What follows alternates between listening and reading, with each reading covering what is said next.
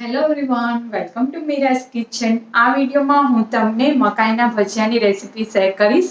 જો તમે મેથીના ભજીયા ખાઈ અને બોર થઈ ગયા હોય તો આ રેસીપી તમારા માટે છે. બહુ જ ફાઇન ક્રિસ્પી બની અને રેડી થશે. તો ચલો જોઈ લઈએ રેસીપી.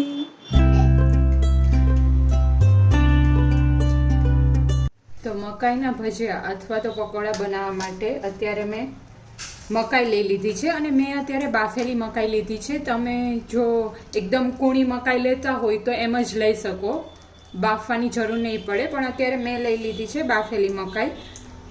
હવે એમાંથી આપણે હાફ મકાઈને મિક્સર જારમાં ટ્રાન્સફર કરી લેશું. હાફ રહેવા દીધી છે, હાફ મિક્સર જારમાં લઈ લેવાની છે અને આને ગ્રાઇન્ડ કરી લેશું. હવે એક બાઉલ લેશું અને એમાં આપણે જે મકાઈના દાણા રાખ્યા હતા એ એડ કરી દેશું. પછી એમાં ઝીણું કટ કરેલું મરચું, અત્યારે મેં મિક્સમાં લીધું છે, તીખું અને મોરું, એ એડ કરી દેશું.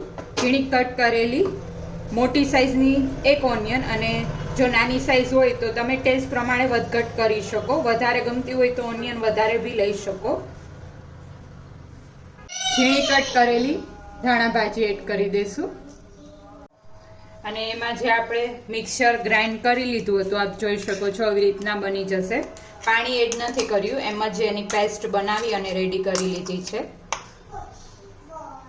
હવે એમાં બધા મસાલા એડ કરી દઈશું. સોલ્ટ એડ કરી દઈશું એઝ પર ધ ટેસ્ટ.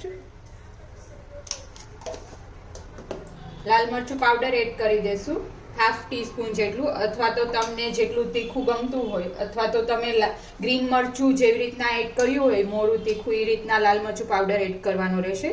ધાણા જીરું પાવડર એડ કરી દઈશું. ચણાનો લોટ અને ચોખાનો લોટ બંને એડ કરવાના છીએ, તો તમે સેમ પ્રપોર્શનમાં બી લઈ શકો. અત્યારે હું ચણાનો લોટ થોડો વધારે લઈશ અને ચોખાનો થોડો ઓછો લઈશ. 3 ટીસ્પૂન જેટલો મેં ચણાનો લીધો છે અને 2 ટીસ્પૂન જેટલો ચોખાનો લોટ એડ કરી દઈશું. અત્યારે હું લોટ એટલા માટે એડ કરું છું જેથી કરીને એકદમ ક્રિસ્પી બને અને બાઇન્ડિંગ પ્રોપર આવે. હવે એમાં આપણે લીંબુ એડ કરી દઈશું, હાફથી થોડું ઓછું એવું, કેમ કે કોર્ન ઓલરેડી સ્વીટ હોય એટલા માટે. બધું પ્રોપરલી મિક્સઅપ કરી દઈશું. એકદમ બાઇન્ડિંગ આવી જવું જોઈએ, આપણે જેવી રીતના ભજીયા બનાવતા હોય એ રીતના.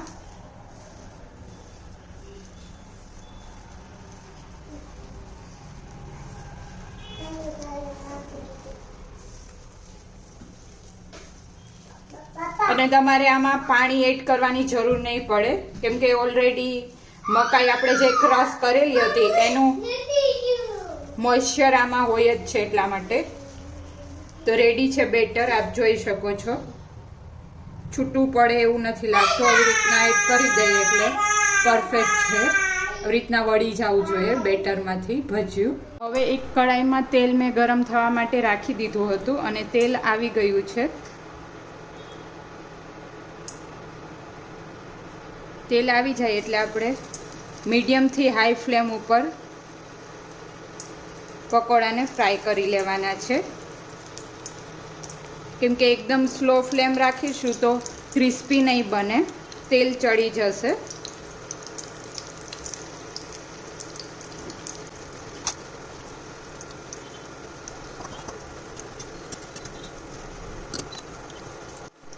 આમાં આપણે ડુંગળી અને મકાઈ બંને એડ કરેલી હોય એટલે તરત જ તેલને ઠંડુ પાડી દેશે. એટલે એકદમ તેલ આવી જાય પછી જ એડ કરીશું અને પછી જરૂર લાગે તો જ આપણે મીડિયમ કરીશું, બાકી હાઈ ફ્લેમ ઉપર જ એને ફ્રાય કરી લઈશું. કેમ કે અત્યારે મેં મકાઈ લીધી છે એ ઓલરેડી બાફેલી જ લીધી છે એટલે કૂક કરેલી જ છે. ખાલી આપણે ભજીયાને ક્રિસ્પી કરવાના છે. રીતના ટર્ન કરતા રહીશું અને એકદમ ક્રિસ્પી થાય ત્યાં સુધી આપણે ફ્રાય કરવાના છે. તો અત્યારે કલર બી ચેન્જ થઈ ગયો છે અને ક્રિસ્પી થઈ ગયા છે. હવે આપણે લઈ લેશું.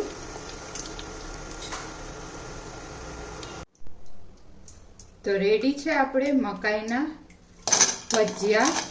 તમને સંભળાવવાની જરૂર જ નહીં પડે, એકદમ ડીશમાં પડ્યા ત્યાં જ અવાજ આવી ગયો. એકદમ ક્રિસ્પી બનીને રેડી થશે. આવી રીતના મકાઈના ભજીયા એકવાર શ્યોર ટ્રાય કરજો. અને સાથે મેં ગ્રીન ચટણી સર્વ કરી છે. તમે કેચઅપ અથવા તો ખજૂર આમલીની ચટણી સાથે બી સર્વ કરી શકો. તો કમેન્ટ કરી અને જણાવજો તમને મારી રેસીપી કેવી લાગી. Thank you for watching my video.